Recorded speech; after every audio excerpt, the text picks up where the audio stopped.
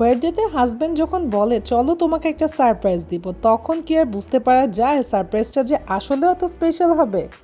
আসসালামু আলাইকুম এভরিওয়ান, আজকের আমাদের এই বার্থডে ব্লগটা অবশ্যই সবাই শেষ পর্যন্ত দেখবেন, বিকজ এইটার এন্ডিংটা অনেক সুইট।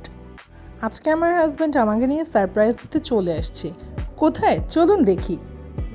সে আমাকে নিয়ে চলে আসলো পাস্তা ক্লাব বসুন্ধরা ব্রাঞ্চে। সত্যি বলতে আমি আজকে একদমই এক্সপেক্ট করিনি যে এখানে এসে এমন একটা সারপ্রাইজ পাবো। টেবিল ভর্তি এত সুন্দর সুন্দর খাবার আর তার সাথে একটা সুইট লিটল বার্থডে কেক। আমি তো লিটারালি দেখেই অবাক আমার বার্থডেটা এত বিউটিফুলি স্পেশাল করে দেওয়ার জন্য। Thank you so much my dear husband.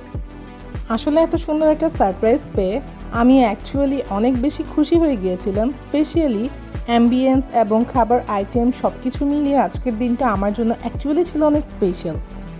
তারপর হলো আমাদের favourite moment, birthday cake cutting.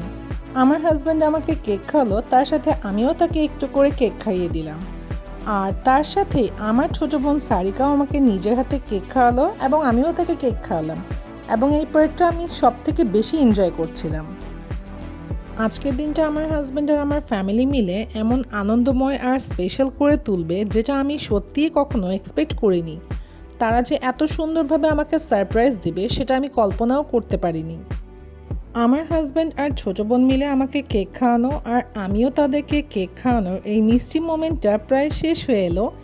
এরপর আমি অপেক্ষা করছি যে আমার জন্য আর কি সারপ্রাইজ রয়েছে, চলুন সেটা দেখা যাক। আর এরপরই আমার হাজব্যান্ড একটা একদম হিরো টাইপ রোম্যান্টিক মোমেন্ট আমাকে গিফট দিল। মনে হচ্ছিল পুরো একটা মুভি সিন চলছে। বার্থডে হ্যাপিনেস তো শুধু নিজেদের মধ্যে রেখে দিলে হলো না, তাই আমরা পাস্তা ক্লাবের এমপ্লয়িজ ও ইনচার্জ ভাইয়াদেরকেও কেক খাওয়ালাম। ওদের সাথে এই ছোট্ট হ্যাপিনেসটা শেয়ার করতে পেরে আমারও খুবই ভালো লাগছিল।